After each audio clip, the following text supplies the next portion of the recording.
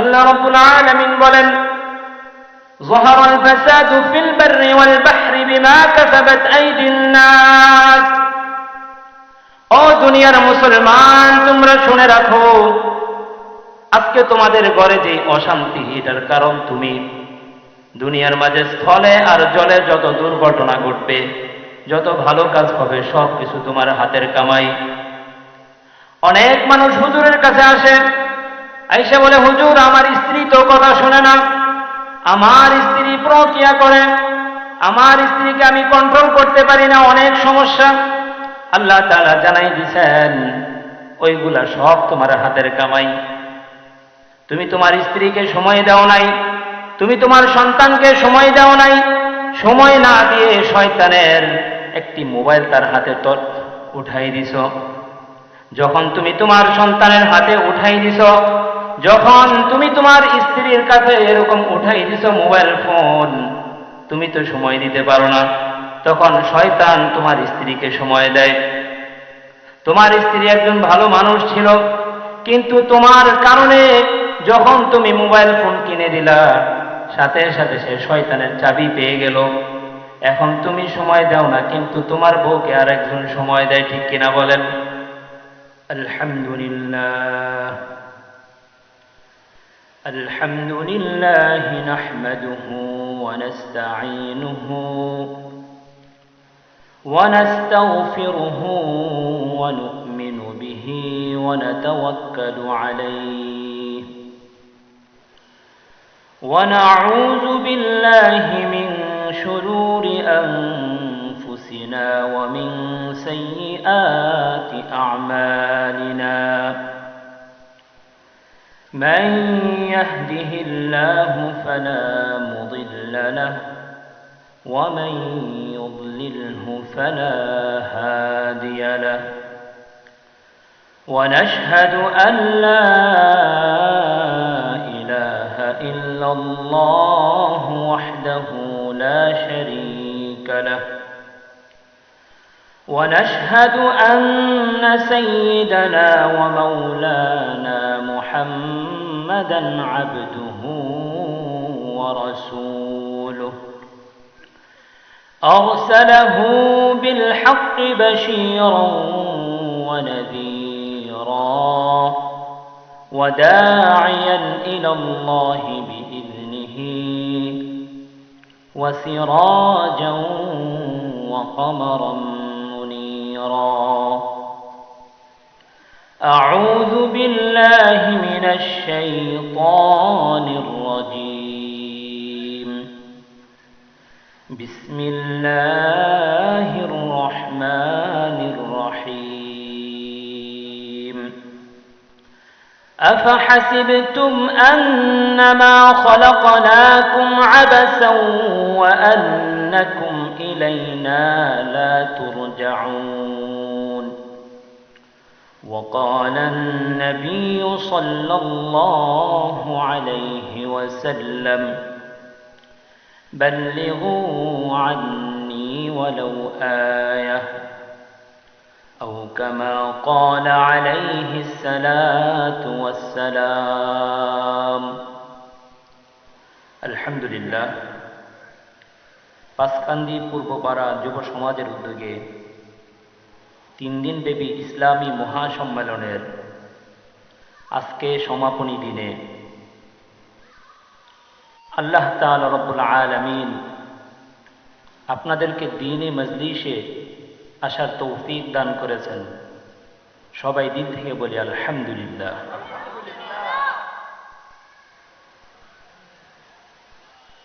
আল্লাহ তাআলা রব্বুল আলামিন বলেন, খুলিকাল ইনসানু দাঈফা। আল্লাহ রাব্বুল আলামিন মানুষকে পৃথিবীর মাঝে সবথেকে দুর্বল করে বানাইছেন, বলেন ঠিক কিনা? মানুষ অনেক দুর্বল। কেমন দুর্বল? পৃথিবীর প্রত্যেকটা পানির দিকে যদি আমরা লক্ষ্য করি, এক এক সাইডে মানুষ কি দুর্বল। যদি আমি বলি যে কুকুরের দিকে যদি তাকাই, কুকুরের যে ধৈর্য এটা মানুষের মাঝে নাই, আছে? নাই। বিড়ালের পেটের ভিতর যে অজম শক্তি, সেই অজম শক্তি আমাদের নাই। তার মানে আমরা অনেক দুর্বল। আল্লাহ রাব্বুল আলামিন বলেন, আফাহাসিবতুম আন্নামা খালাকনাকুম আবাসান ওয়া আন্নাকুম ইলাইনা লা তুরজাউন। ও আল্লাহর গোলাম, তোমরা শুনে রাখো, আল্লাহ রাব্বুল আলামিন তোমাদেরকে শুধু শুধু বানায় নাই। আফাহাসিবতুম আন্নামা খালাকনাকুম আবাসা ওয়া আন্নাকুম ইলাইনা লা তুরজাউন। একদিন প্রত্যেকটা মানুষকে দুনিয়া থেকে কি করতে হবে? আল্লাহ তাআলার কাছে যেতেই হবে। সম্মানিত এলাকাবাসী, একটু চিন্তা করে দেখেন, আগে যখন মানুষ গুনাহ করত তো মানুষ কি করতে হইতো? গুনার কাছে মানুষকে যাইতে দিত, ঠিক কিনা? আগে যখন কোনো মানুষ গুনাহ করার ইচ্ছা করত, মানুষ যখন নিয়ত করত যে আমি গুনাহ করব, আমি সিনেমা দেখব, তাহলে প্রত্যেকটা মানুষকে সিনেমা হলে যাইতে হইতো, বলেন ঠিক কিনা? এক সপ্তাহ অপেক্ষা করতে হইতো কখন সিনেমা, নতুন সিনেমা আসবে। তখন ওই মানুষগুলো বন্ধুদেরকে নিয়ে প্রতি সপ্তাহে একবার শুক্রবার মিলে গুনাহ করত। শয়তান আমাদের পিছে এমন ভাবে লেগে গেছে। তারপর আমাদের দেশে কি আসলো? ইন্ডিয়ান চ্যানেলগুলো চলে আসলো। তখন মানুষ ঘরে বসে গুনাহ করতে পারে, বলেন ঠিক কিনা? মানুষগুলো এখন ঘরে বসে গুনাহ করে। দেখেন শয়তান মানুষকে কত সহযোগিতা করে। আমরা যে মোবাইল ফোনগুলো ইউজ করি, প্রত্যেকটা সিমের ভিতর নতুন নতুন অফার দেওয়া হয় যাতে যুবক যুবতীরা গুনাহ করতে পারে, বলেন ঠিক কিনা? দেখবেন এত সুন্দর সুন্দর সুন্দর অফার দেওয়া হয় যা কোনো বান্দার আমলের জন্য কোনো কাজে আসে না। যুবকদেরকে অফার দেওয়া হয় 100 টাকা দিয়ে 200 মিনিট পাওয়া যায়। যারা যুবক তারা কিনে সারা রাত এরকম গুনার সাথে জড়িত হয়ে যায়। আগে যখন মানুষ গুনাহ করতে চাইতো, চোখের জিনা করতে চাইতো, তখন মানুষগুলো কষ্ট করে দোকানে যাইতে হইতো। দোকানে যাওয়ার পর গিয়ে বলতো, ভাই আমাকে মেমোরিটা ফুল করে দেন, কিছু মমতাজের গান দেন, অথবা কোনো এটা দেন সেটা দেন, এরকম বলতে হইতো। কিন্তু দিন দিন যাওয়ার পর মানুষের গুনাহগুলো করা এত সহজ হয়ে গেছে, এখন মানুষ আর দোকানে যাইতে হয় না। প্রত্যেকটা মানুষ যদি ইচ্ছা করে তাহলে তার মোবাইলের ভিতরে এমবি ভরে সে ঘরে বসে গুনাহ করতে পারে। যদি সে নিয়ত করে দেশে বসে আমি বিদেশ গুনাহ করব, তাহলে এটাও কি সম্ভব? আগে মানুষগুলো গুনাহ করার জন্য গুনার জায়গায় যাইতে হইতো, তাদেরকে সিনেমা হলে যাইতে হইতো, তাদেরকে যাত্রার প্যান্ডেলে যাইতে হইতো। কিন্তু বর্তমান জামানা গুনাহ এত সহজ হয়ে গেছে, কাঁথার নিচে শুয়ে শুয়ে গুনাহ করা যায়, বলেন ঠিক কিনা? গুনাহ এখন অনেক সহজ হয়ে গেছে। অনেক মুরব্বীরা কালকে বলবেন, দূর দূরান্ত থেকে অনেক হুজুর আসছিল, আমাদেরকে দ্বীনের দাওয়াত দিয়ে গেল, কিন্তু মসজিদে কেন মুসল্লি নাই? বলি কি বলি না? কালকে সবাই এই কথা বলবেন যে 3 দিন ওয়াজ হইল, কিন্তু আমার মসজিদের মুসল্লি কোথায়? একটু গভীর চিন্তা করে দেখুন, প্রতিটা ভাইয়ের হাতে হাতে মোবাইল ফোন, প্রতিটা ঘরে ঘরে মোবাইল ফোন, প্রতিটা পকেটে পকেটে মোবাইল ফোন। প্রত্যেকটা মানুষ গুনাহ করতেই হইতেছে, ইচ্ছাই হোক আর অনিচ্ছাই হোক। এমন সহজ হয়ে গেছে গুনাহ যাতে হুজুররাও বাঁচতে পারে না, বলেন ঠিক কিনা? একজন মানুষ যদি নিয়ত করে আমি অ্যান্ড্রয়েড ফোন দিয়ে শুধু আমল করব, ওয়াজ শুনবো, কোনোদিন কোনো গুনাহ করব না, তাহলে কখনোই সম্ভব না। কারণ আপনারা খেয়াল করে দেখবেন, আপনার মোবাইলের ভিতর যে ইমো আছে, সেই ইমো যখন কল কাটার পর দেখবেন সাথে সাথে একটা অ্যাড চলে আসে।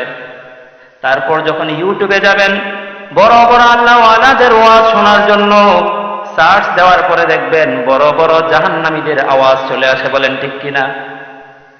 আপনি হাজার চেষ্টা করবেন এখন এমুকের ওয়াজ শুনতেছি আর কখনো গুনাহ করব না, অটোমেটিক আপনার ক্যামেরার মাঝে, মনিটরের মাঝে সাথে সাথে নায়িকা চলে আসে, গুনাহ চলে আসে। একজন আলেম যদি চিন্তা করে আমি মোবাইল ফোন ইউজ করব, কোনোদিন গুনাহ করব না, তাহলে এটা কখনোই সম্ভব না, বলেন ঠিক কিনা? গুনাহ এত সহজ হয়ে গেছে, বর্তমান জামানার মানুষ এত গুনাহ করে, দেখা গেছে এমন হয়ে গেল বর্তমানে আমাদের বাড়িতে ছোট ছোট বাচ্চা আছে কি নাই? বাবা মা গুলো এতটা অলস হয়ে গেছে, বাবা যদি না খায়, ছোট বাচ্চা যদি কথা না শুনে, তাহলে তার হাতে মোবাইল ফোন দেওয়া হয়, ঠিক কিনা? ওই শিশু বাচ্চাটা ছোটবেলা থেকে মোবাইল ইউজ করতে করতে বড় হয়ে যায়। সে মোবাইল ছাড়া কোনো কিছুই বোঝে না। সে চিন্তা করে আমার প্রত্যেকটা কাজে মোবাইল ফোন দরকার। যদি কোনো বাচ্চা না খায় তাহলে তাকে ফোন দেওয়া হয়, যদি মা ঘুমায় বা বাচ্চা যদি ডিস্টার্ব করে তখন তার হাতে ফোন দেওয়া হয়। যখন সেই বাচ্চাটা বড় হয়ে যায়, স্কুলে যাওয়ার মতন বয়স হয়ে যায়, মাদ্রাসায় যাওয়ার মতন বয়স হয়ে যায়, তখন বাবা মা হুজুরের কাছে যায় দোয়া আনার জন্য, ঠিক কিনা বলেন?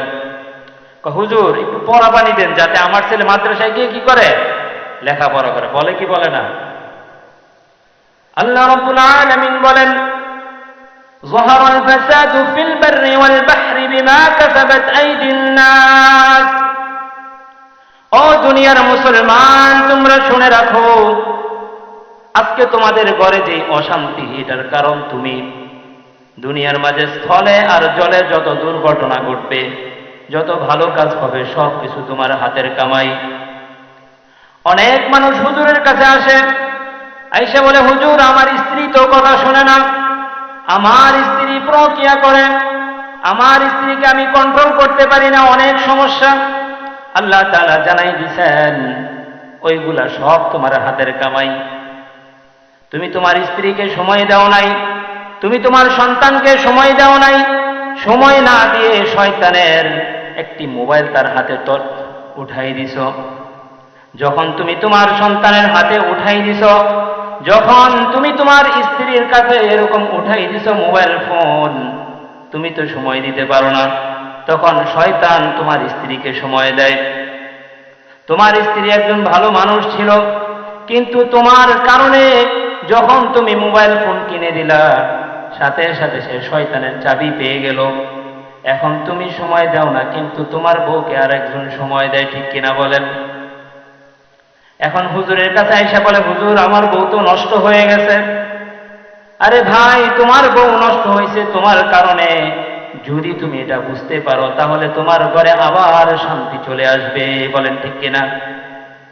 আজকে আমার স্ত্রী পরক্রিয়া করে, আমার সন্তানের পড়ালেখায় মন বসে না, আমার সন্তান টিকটক করে, যা কিছু করে তার পিছনে প্রথম কারণ হলো আমি আমার কষ্টের কামাই, মাথা থেকে পা পর্যন্ত কষ্ট করে যে গাম জড়ায় যে টাকা অর্জন করলাম, সেই টাকা আজকে মোবাইল ফোন কিনে দিয়ে আমার স্ত্রীর হাতে তুলে দিলাম। আর এখন হুজুরের কাছে যাই পানি পড়া আনার জন্য। কিভাবে সংসারে সুখ আসে, করি কি করি না?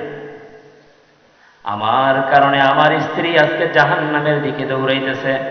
আমার স্ত্রী যাচ্ছে, আমার মেয়ে যাচ্ছে, আমার সন্তান যাচ্ছে। এই জাহান্নামে যাওয়ার পিছনে প্রত্যেকটা বাবা দায়ী। যদি নিয়ত করেন আজকের পর থেকে আমার সংসারে শান্তি দরকার, তাহলে এই শয়তানের বাক্সটা ঘর থেকে বের করে দিতে হবে। কি এটা রাখা যাবে? আমরা অনেকে যুক্তি দেই যে হুজুর আমরা তো আপনার ওয়াজ শুনি, এমুক বক্তার ওয়াজ শুনি, তার ওয়াজ শুনি। সত্যি করে বলবেন, ওয়াজ বেশি শুনেন নাকি তার থেকে বেশি গুনাহ করেন? গুনাহটাই কি বেশি হয়। ওয়াজে ঢুকেন ঠিক আছে, একটু পরে আবার বের হয়ে যাবে।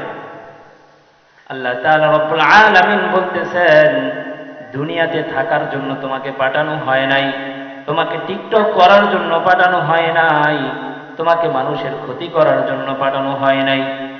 আন্নামা খলাকনাকুম আবাসাও ওয়া আন্নাকুম ইলাইনা লা তুরজাউন। এক সময় তোমাকে আমার কাছে ফিরে আসতেই হবে। তোমরা যতই দুনিয়ার পিছনে ঘুরো, তোমরা যতই দুনিয়া দুনিয়া করো, দুনিয়ার সুখের পিছনে ঘুরো, কিয়ামতের আগে তোমার ঘরে কোনোদিন সুখ আসবে না, যতদিন পর্যন্ত তুমি ইসলামের ভিতরে প্রবেশ না করো, ঠিক কিনা বলেন? পৃথিবীর মাঝে ওই ব্যক্তি ততটুকু সুখী, যেই ব্যক্তি ইসলামের ভিতরে যতটুকু প্রবেশ করতে পারছে, ওই ব্যক্তি ততটুকু গুনাহগার, ততটুকু অশান্তির ভিতরে ডুবে আছে, যার ঘরে যতটুকু ইসলাম বিরোধী কাজ ঢুকছে, বলেন ঠিক কিনা? আওয়াজ দিয়ে বলেন, কথাগুলো কি সত্য না মিথ্যা? একদম সত্য কথা। আল্লাহ রাব্বুল আলামিন বলেন,